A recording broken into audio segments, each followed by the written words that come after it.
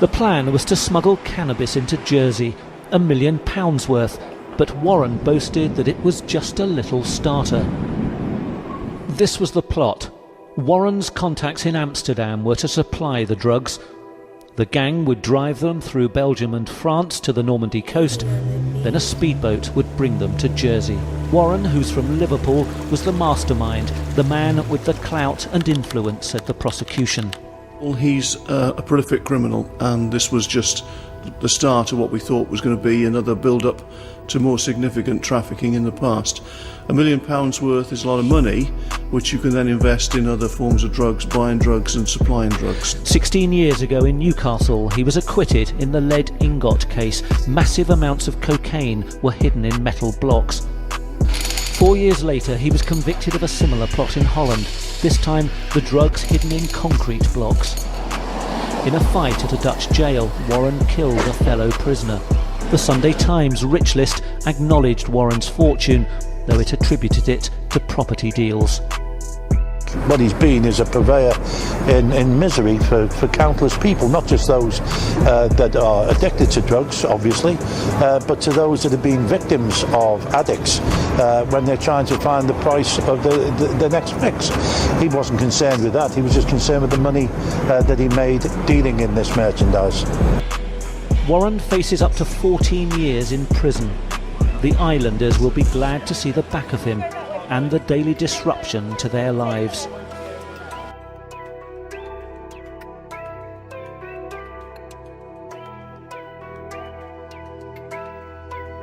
Imagine a Scouser in a shell suit, with the head of a bullet on the neck of an ox, walking into Squires Gate helipad in Blackpool, casually dropping £750 in crisp new cash for a flying lesson.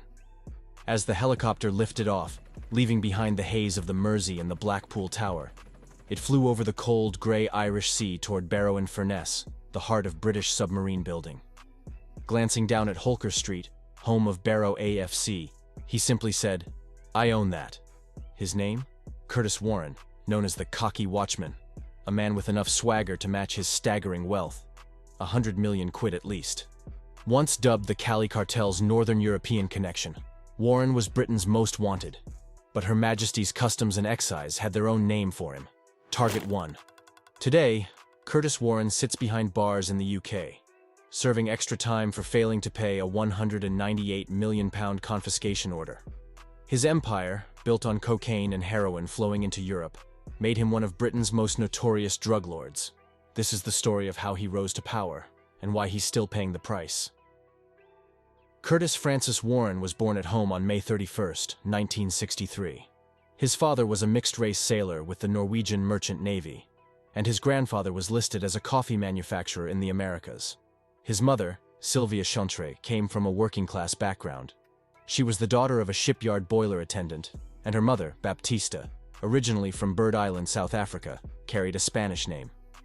Warren grew up in the Granby district of Toxteth, a rough part of Liverpool. It wasn't the Saint-Tropez of the Northwest, then or now.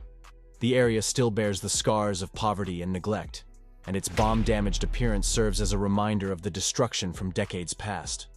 The Toxteth riots of the 1980s, combined with the area's sky-high insurance rates, only solidified its grim reputation. From an early age, Warren was no stranger to crime. Attending St. Francis Xavier School, he left without qualifications, already involved in petty offenses.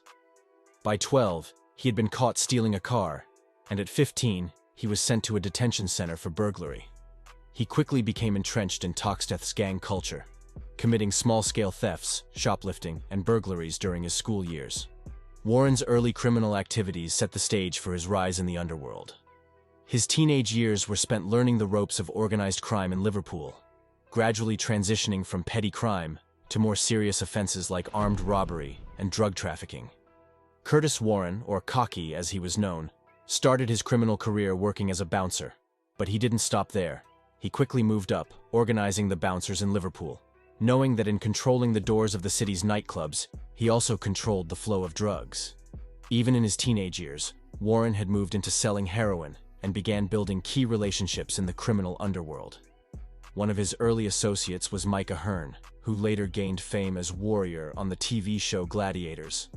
Another was Johnny "Sonny" Phillips, a bouncer known for his ferocity as an enforcer. Then there was Stephen Mee, who earned his own notoriety for escaping a prison van in the middle of the Pennines. By the late 1980s, Warren had moved up in the drug world, shifting from heroin to cocaine. He formed a powerful partnership with another trafficker, Brian Charrington, who operated out of the northeast of England. Like Warren, Charrington was obscenely wealthy, but had no clear legal source of income. Just a yacht, as one does. Their ambitions grew, and soon they were taking trips to Venezuela, a stone's throw from Colombia, the epicenter of the cocaine trade. There, they brokered a deal with the Cali cartel, one of the most powerful drug trafficking organizations in Colombia, known for controlling a large portion of the global cocaine trade.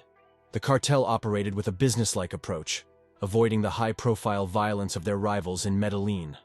Through this deal, massive amounts of cocaine were smuggled into Europe. Their method? Hiding the drugs inside steel boxes sealed within lead ingots, impossible to X-ray and difficult to detect. When customs officers grew suspicious of the shipments, they cut open one of the ingots but found nothing and let it through. Little did they know, hidden inside the steel boxes was the contraband that would cement Warren's position as one of Europe's biggest drug lords.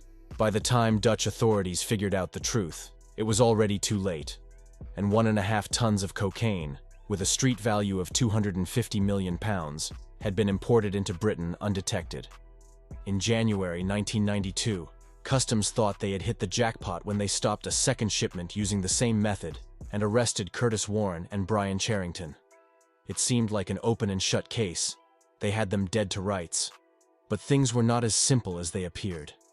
Unknown to Customs, Charrington had been working as an informant for 2 officers from the Northeast Regional Crime Squad, Detective Inspector Harry Knaggs and Detective Sergeant Ian Whedon. This raised serious questions. Was Charrington's intelligence valuable enough to justify letting him walk free from one of the biggest drug busts in British history? And who, in this game of cat and mouse, was going to come out on top? Customs pushed ahead with their case, determined to prosecute. But Knaggs and Whedon weren't about to let their informant go down without a fight. They reached out to Tim Devlin, a Conservative MP from the Northeast and the Parliamentary Private Secretary to the Attorney General, Sir Nicholas Lyle. Devlin arranged a meeting where the 2 officers pleaded their case for Charrington's release. Their efforts worked.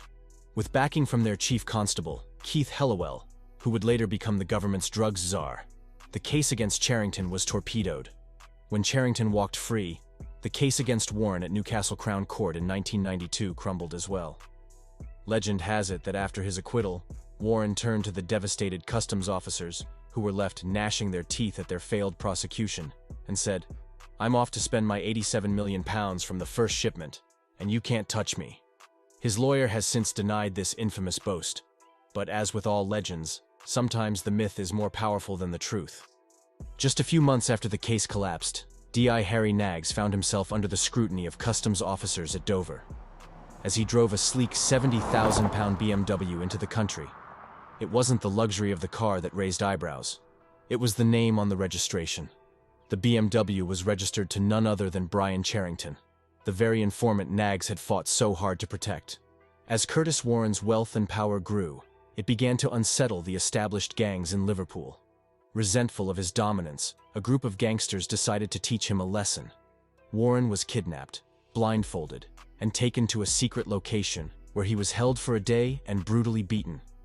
These same gangsters owed Warren £50,000 from a previous shipment of cocaine, but refused to pay the debt.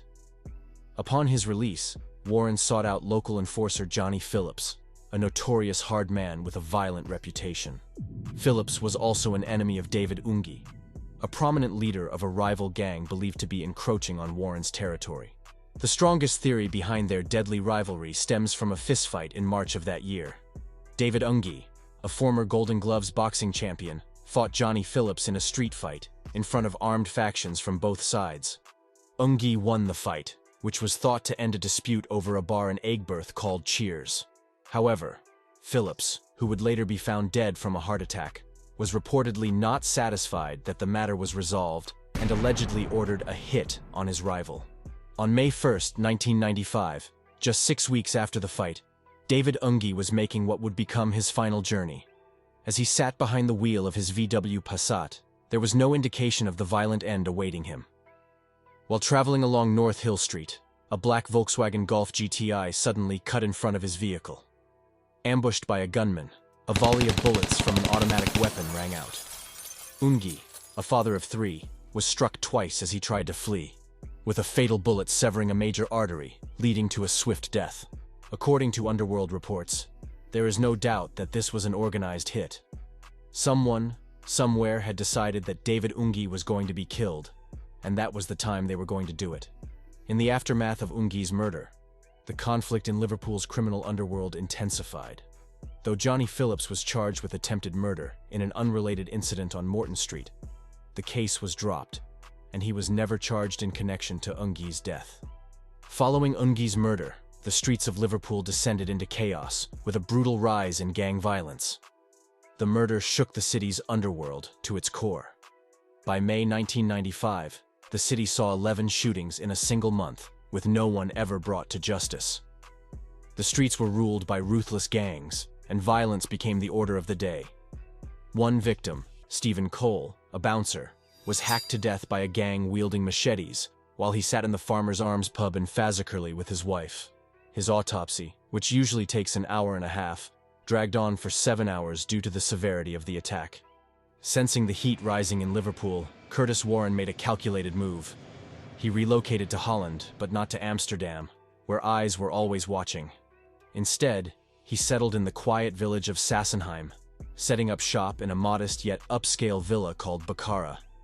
The house, though spacious and surrounded by a large garden, was eerily empty, almost a symbol of how his wealth had isolated him. Warren, always on guard, rigged his attic with a punch bag and kept a close watch on his surroundings through 4 narrow slits in the roof, offering him a view in all directions. To pass the time, he frequently phoned his old Merseyside contacts, chatting on his mobile or porty to keep up with the latest gossip. What Warren didn't know, however, was that authorities were listening in on every conversation. But, being cocky, he made things difficult for law enforcement. He never used real names, only nicknames, adding another layer of mystery to his dealings. In his coded world, he spoke of characters like the werewolf and the vampire, Cracker, Macker, Tacker, the bell with no stalk, the egg on legs, Lunty, Badger, Boo, Twit and Twat, Bigfoot, the Big Fella, the J Fella, the L Fella, and a host of other cryptic aliases. The Dutch police had been listening in on Curtis Warren's conversations, which became known as the Dutch Product. The recordings revealed Warren as a masterful player in the criminal underworld, often showing a surprising subtlety. In one instance, he gently scolded the brother of a bouncer who was causing trouble, displaying his ability to manage conflict without unnecessary force. These transcripts also gave a glimpse into Warren's mindset. Despite his wealth, Warren couldn't resist continuing to smuggle cocaine. It seemed the thrill of the game was more important than the fortune he'd already amassed. His latest plan was a clever twist on his old trick of hiding cocaine in lead ingots. This time, the coke wasn't headed to Britain, but to Bulgaria, where Warren had interests in a winery. The plan was for oxyacetylene torches to cut open the lead ingots, extract the cocaine, and then dissolve it into liquid form. The genius of the operation? The liquid cocaine would be suspended inside bottles of Bulgarian red wine, ready to be shipped across Europe and smuggled back into Liverpool. Once there, the cocaine would be separated from the wine and sold at a 2,000% markup to eager buyers across the UK. A container filled with coke-laced lead ingots made its way to Holland, but Warren had no idea his time was running out. While he slept peacefully in his villa in the Low Countries, the Dutch equivalent of the SAS launched a dramatic raid. Stun grenades exploded, and within moments, Cocky and his entire operation were taken down, putting an end to one of his most audacious schemes yet. The Dutch authorities didn't stop with just Curtis Warren's arrest. They launched coordinated raids on 6 different addresses tied to his operation. At one location, they found the container filled with lead ingots and got to work with a pneumatic drill. It was a slow, painstaking process. Each ingot was about 1 meter cubed, and they had to drill deep into the dense metal. Finally, the pitch of the drill's whine changed, and lighter metal filings appeared, flecked with a fine white powder. Success. They had hit the cocaine. The drill hole was widened just enough for an arm to reach in, and they repeated the process ingot by ingot. And voila! Hidden inside the lead was 400 kilos of 90% pure cocaine. But that wasn't all. At the other locations raided by Dutch police, they uncovered an astonishing haul: 1,500 kilos of cannabis resin, 60 kilos of heroin, 50 kilos of ecstasy, nearly 1,000 CS gas canisters, crates of hand grenades, 3 guns, ammunition, and almost 400,000 Dutch guilders. The sheer scale of the bust was staggering. If Warren's stash had made it to market, the cocaine, heroin, ecstasy, and other goods would have been worth an estimated 125 million pounds, completely tax-free. Warren's empire was vast, but in that moment, it had all come crashing down. Curtis Warren finally faced justice, and this time, there would be no walking away. A Dutch judge handed him a 12-year sentence, which, for someone involved in large-scale drug trafficking, was relatively lenient compared to what he might have received in Britain. Some speculated that part of the reason for prosecuting him in the Netherlands, rather than the UK, was the potential for jury tampering, an unfortunate possibility when dealing with a criminal of Warren's stature. A well-placed threat here, a bribe or a little persuasion there, and a jury could be swayed. But in the Dutch legal system, where the case was decided by judges rather than jurors, Warren's connections couldn't help him. Despite the shorter sentence, there was a sense of satisfaction among the authorities. Warren, the cocky Liverpudlian who had previously slipped through the cracks, was finally behind bars. The Dutch police, British customs, and detectives from the Northwest Regional Crime Squad, who had collaborated on the aptly named Operation Crayfish, were celebrating a hard-fought victory. After years of evading the law, Warren was finally paying the price for his drug empire. However, even in prison, Curtis Warren remained a high-profile inmate. Law enforcement officers knew that his connections to international drug cartels, particularly in South America and Europe, made him a constant figure of interest. Warren's downfall was a major win, but they also understood it might only be a temporary disruption in a much larger and more intricate drug network. While serving time at the high-security Nieuw Vossenveld prison in the Netherlands, Curtis Warren found himself involved in a violent altercation. Turkish prisoner Cemal Guklu, a convicted murderer, reportedly began hurling insults at Warren before launching a physical attack. Warren initially pushed Guklu away, but when the prisoner came at him again, Warren retaliated by kicking him in the head. Tragically, Guklu later died from his injuries. Warren maintained that he acted in self-defense, but Dutch authorities convicted him of manslaughter. As a result, he was sentenced to an additional 4 years on top of his existing sentence, further prolonging his time behind bars in the Netherlands. Just weeks after his release from prison in the Netherlands in 2007, Curtis Warren wasted no time getting back to business.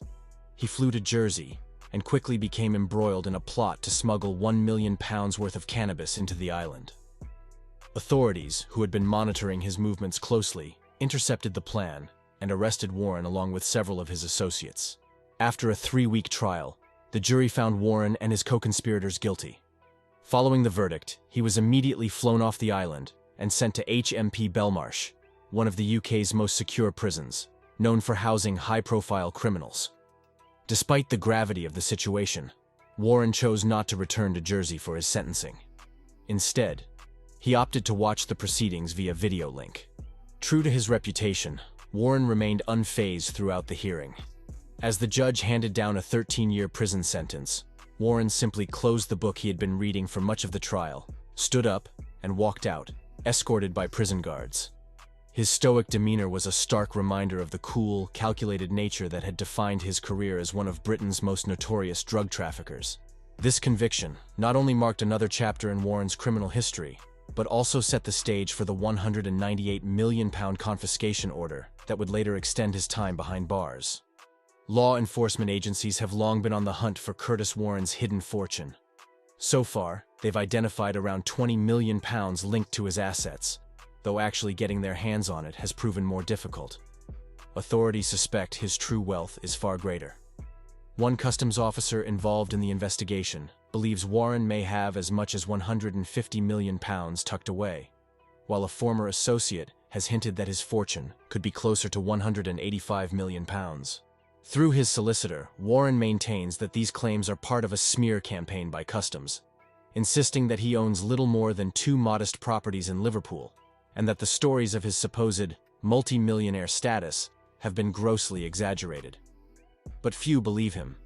Warren is widely regarded as one of the richest criminals in British history, with a fortune believed to be spread across tax havens, Swiss bank accounts, and luxury properties. Some reports suggest his wealth includes a posh flat in Liverpool's upscale Wapping Dock development, ironically located right across from the Customs Museum. Other assets are thought to include a fleet of luxury cars. Warren reportedly favored understated Lexuses, office blocks, and over 200 properties in the Northwest, most of which are rented out to welfare claimants. There have also been rumors of even grander investments: a mansion in the Northwest, a villa in the Netherlands, casinos in Spain, and a nightclub in Turkey. The big question that remains is, where is all that money now? Despite years of investigation, much of Warren's wealth remains hidden, leaving authorities frustrated as they continue to track down what could be one of the largest criminal fortunes in the UK. In 2009, after Curtis Warren was convicted for attempting to smuggle £1 million worth of cannabis into Jersey, authorities were not just focused on his prison sentence. They were determined to recover the massive fortune they believed he had amassed from decades of drug trafficking. Following his conviction, Warren was hit with a £198 million confiscation order, part of the Proceeds of Crime Act, designed to strip criminals of illicit wealth. The court gave him a set period to either pay the sum or reveal the location of his hidden assets. However, Warren, cocky as ever, insisted that he didn't have the money and maintained that reports of his vast fortune were exaggerated. Authorities, on the other hand, believed otherwise. Investigators suspected that Warren had stashed his wealth in offshore accounts, tax havens, and hidden investments across Europe and beyond. But tracking it down proved to be a monumental challenge. By 2013, when Warren had failed to comply with the confiscation order, the court sentenced him to an additional 10 years in prison, the maximum penalty for non-payment. This extra sentence was meant to pressure him into disclosing the location of his fortune, but Warren remained tight-lipped. To date, only a small fraction of the alleged £198 million has been recovered, leaving authorities frustrated in their attempts to seize the full value of his criminal empire. As Curtis Warren sits behind bars in HMP Frankland, the man once known as Cocky continues to cast a long shadow over Britain's criminal underworld.